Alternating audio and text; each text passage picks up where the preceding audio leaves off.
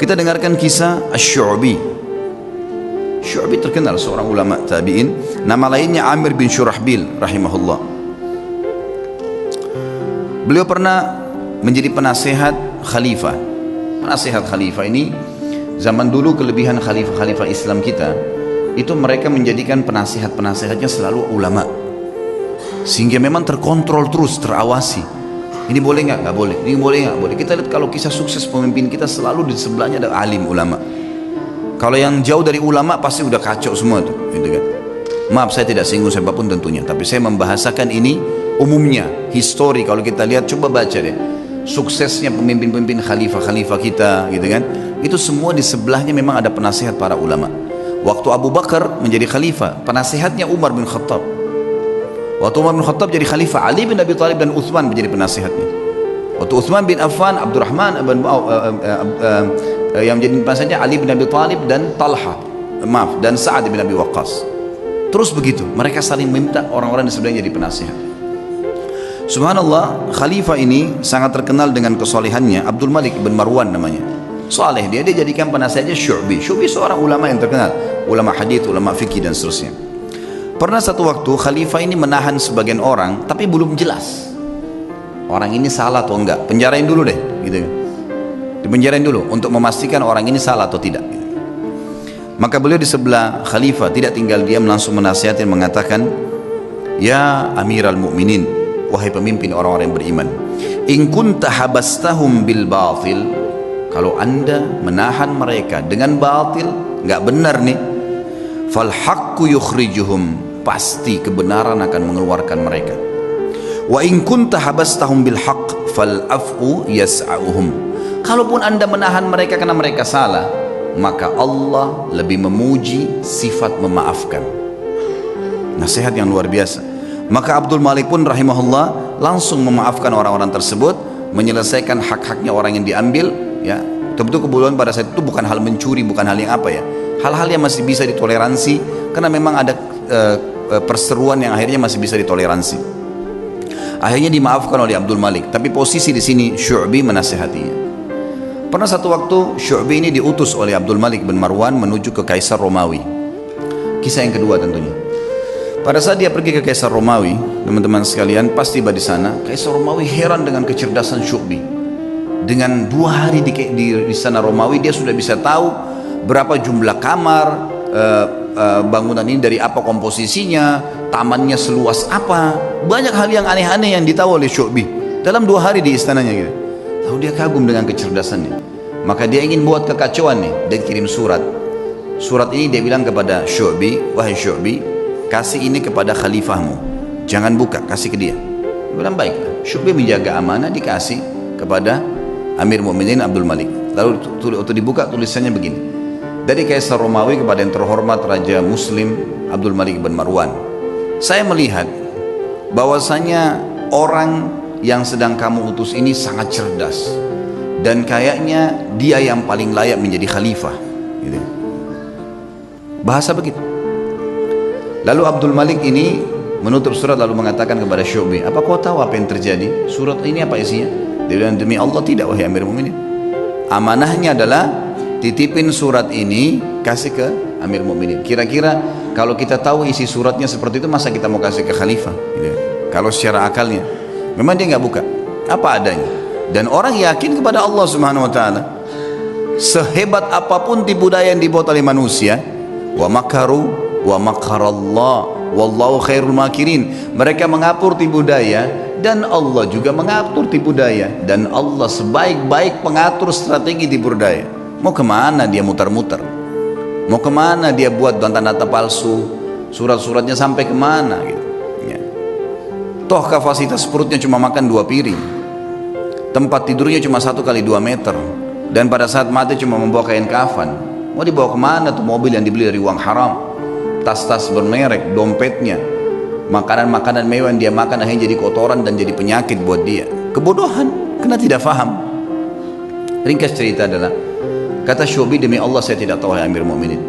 Kata dia, sesungguhnya Raja Kaisar Romawi itu menulis surat mengatakan kagum dengan kecerdasanmu, dan dia berkata gitu kan, kalau kamu adalah orang yang paling layak jadi khalifah, Kata Syu'bi, demi Allah yang bermukminin, karena dia belum kenal anda. Kalau dia kenal anda, pastilah otomatis dia akan tahu bahwasanya anda lebih cerdas daripada saya. Lalu kata Abdul Malik, saya sudah faham apa maksudnya. Lalu kemudian dia kirim surat lagi ke Raja Romawi dan dia berkata, dari Amir Mu'minin Abdul Malik bin Marwan, dan kepada Kaisar Romawi, apa yang kamu ucapkan itu ya, sebenarnya sudah saya baca.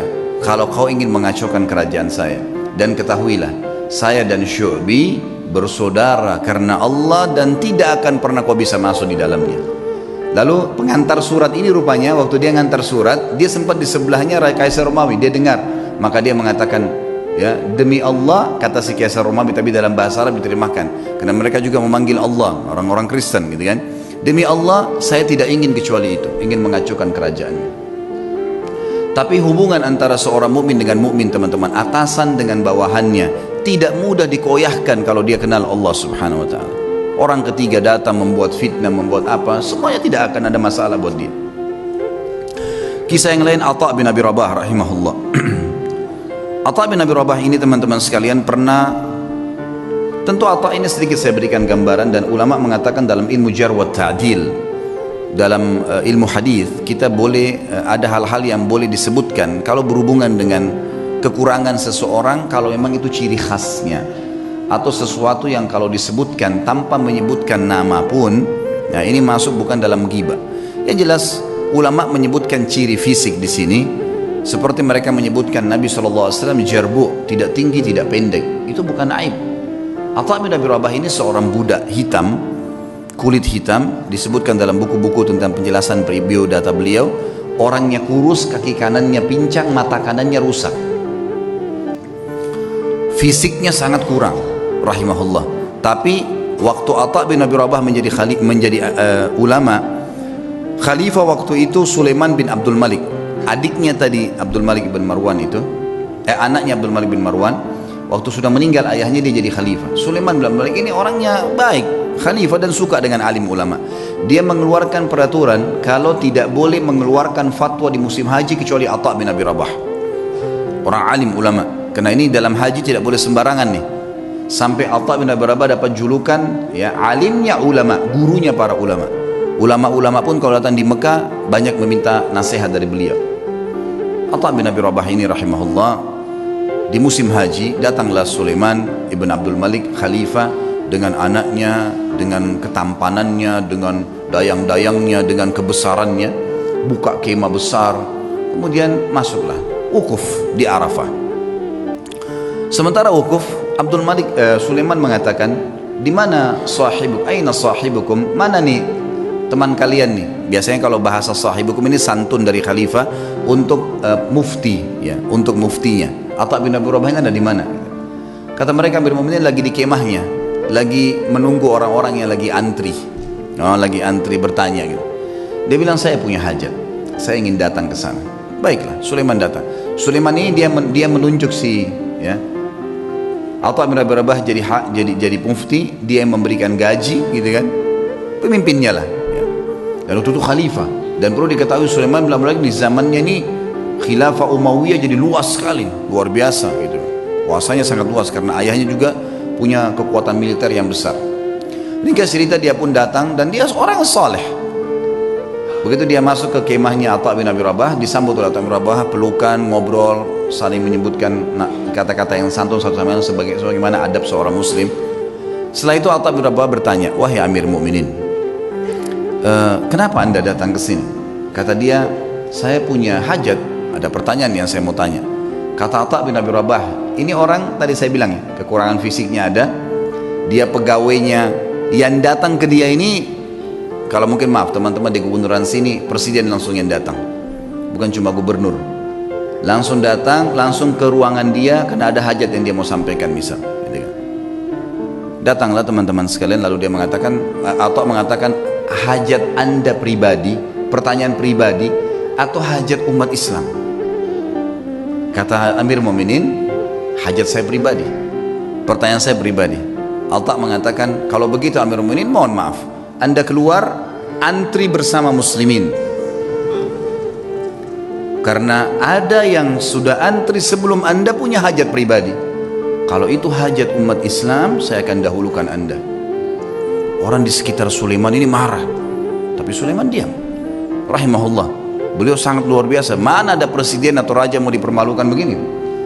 Kan tinggal jawab selesai kan gitu.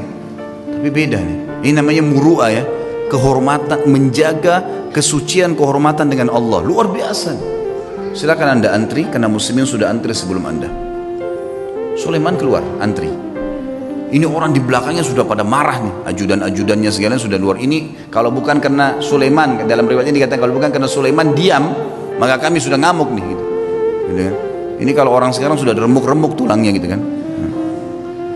Subhanallah antri. Dan Atha bin Abi Rabah dalam kisah ini dikatakan menjawab fatwa dengan tenang. Hukumnya begini sampai selesai, sampai giliran datang Sulaiman. Begitu datang bertanya dijawab juga dengan tenang.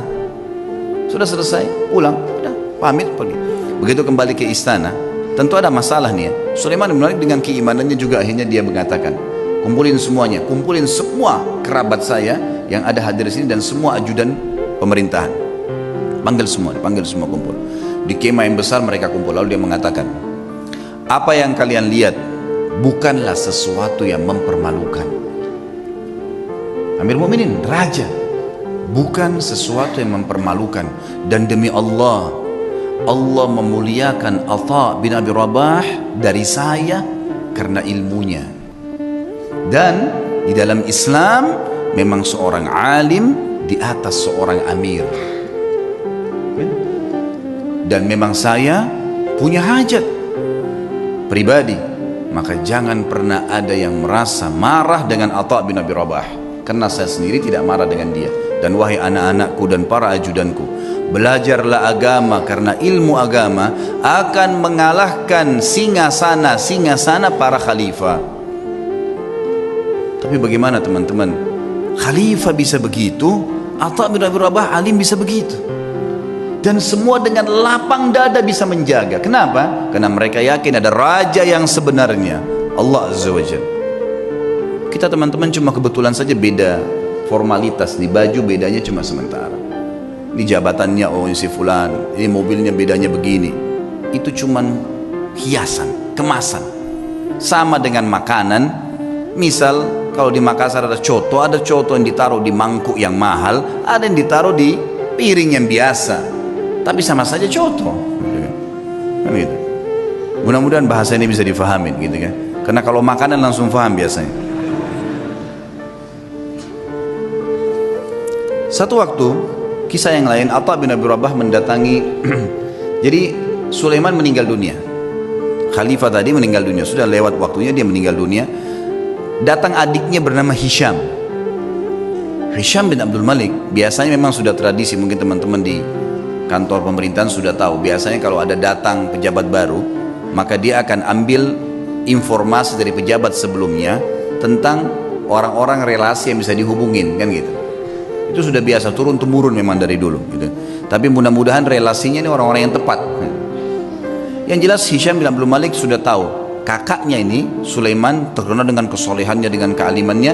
Dia telah menunjuk ya Atha menjadi mufti, maka dia tidak mau ganggu tuh, dibiarin Atha jadi mufti, lanjutin fatwanya. Satu waktu Atha bin Abi Rabah datang ke istananya.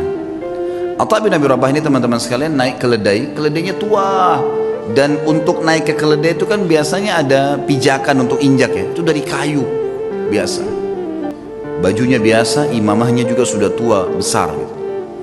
Dia lagi jalan dari Mekah menuju ke Damaskus, ibu kota Syria. Perjalanan lumayan 1 bulan. Subhanallah, begitu mau sudah kelihatan istananya Khalifah Hisham bin Abdul Malik, ada satu ulama lain namanya Atha juga Al-Khurasani dari Persia. Terkenal juga ulama tabi'in, Atha Al-Khurasani. Jadi kalau disebut nama Atha dua ini, Atha bin Abi Rabah di Mekah, ini bekas budak yang jadi alim ulama. Ini Atha Al-Khurasani memang anak pejabat, tapi jadi alim ulama juga. Dia lagi di kereta kencananya. Kalau kita sekarang mungkin mobil yang paling mewah gitu kan. Kalau kita kencana dulu, ada 2 orang yang di depan memenggung kucak kudanya dihias dengan beragam macam hal. Luar biasa lah, ketahui ini pejabat gitu. Begitu Atha Al-Khurasani lihat dari jauh, Atha bin Abi Rabah dikenal nih. Dia suruh berhentiin kereta kencananya. Ada anaknya yang ikut di situ, anaknya Atha Al-Khurasani lagi ikut. Lalu Atha Al-Khurasani turun, mendekati keledai itu. Kata anaknya yang meriwayatkan kisah, saya belum pernah lihat ayah saya turun mendampingi orang, datangin orang.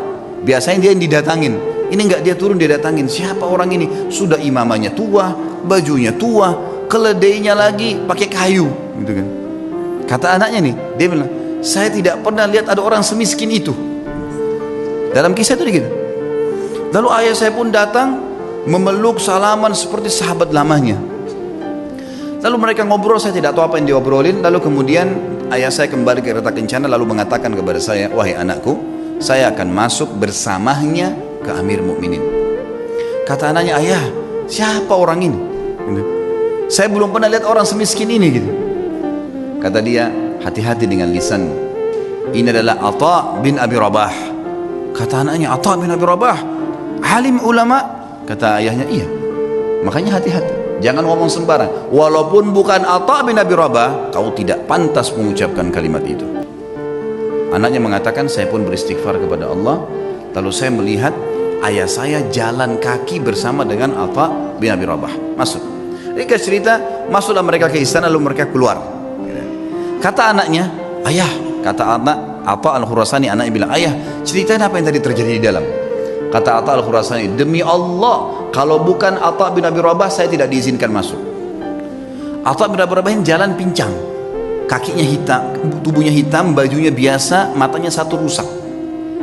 Jalan. Dia bilang, begitu kami masuk, ini Atha al-Khurasani dengan baju jubahnya yang mewah dan seterusnya. Jalan. Dia bilang, begitu demi Allah kami masuk pintu gerbang istana, Hisham bin Abdul Malik berdiri dari singgasananya.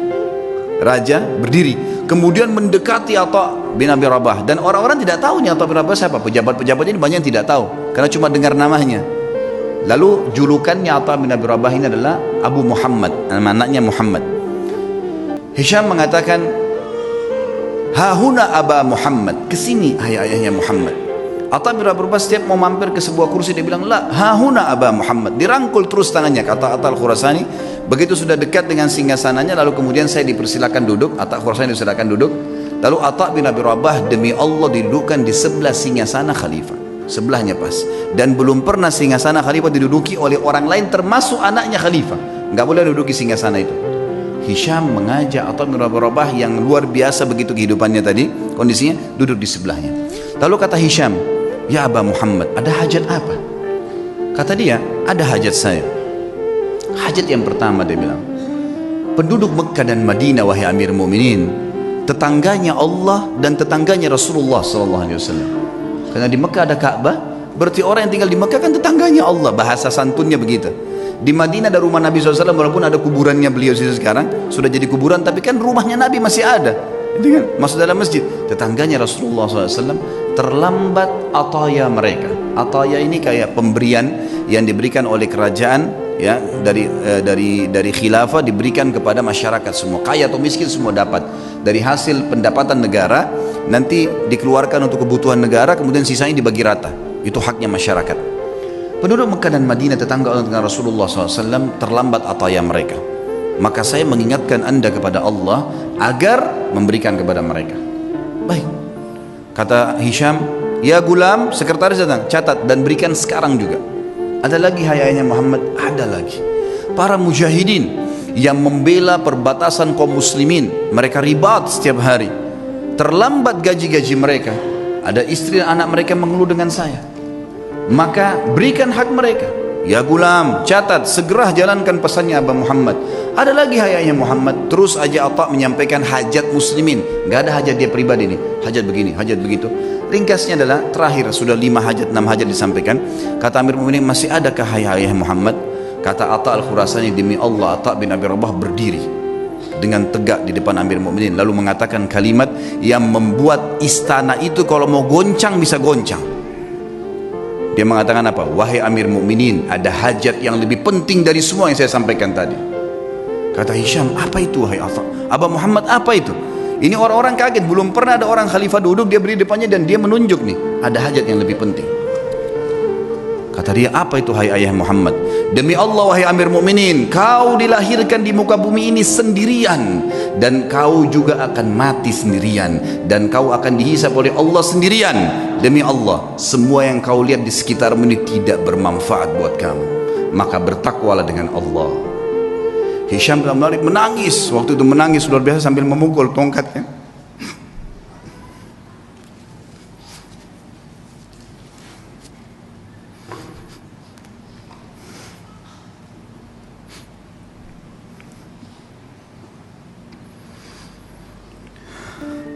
Nah, Hisham bin Malik akhirnya memukul tongkatnya sambil menangis, teman-teman sekalian. Lalu mengatakan, jazakallahu khairan, semoga Allah balas anda dengan kebaikan, gitu. Setelah itu kemudian kata Atha al-Hursani, kami pun keluar, dan demi Allah Atha bin Abi Rabah tidak minum segelas air pun dari Amir Mukminin, tidak minum segelas air pun. Dan waktu kami tiba di pintu gerbang, maka dikejar oleh seorang sekretaris untuk memberikan dia sekantong uang emas. Maka Atha mengatakan, demi Allah saya datang bukan untuk ini, kemudian ditinggalkan. Lalu kemudian Atha bin Abi Rabah pulang, teman-teman sekalian, hanya untuk menasihati khalifah dengan hajat muslimin, dan tidak ada hajat dia sama sekali. Kata Atha al-Khurasani sebagai penutup kisah, demi Allah kalau Atha bin Abi Rabah menyebutkan semua hajatnya, maka akan dipenuhi oleh Amir Mukminin. Itulah kisah yang luar biasa dari seorang Atha bin Abi Rabah, yang luar biasa bagaimana menasihati khalifah dan karena Allah subhanahu wa ta'ala.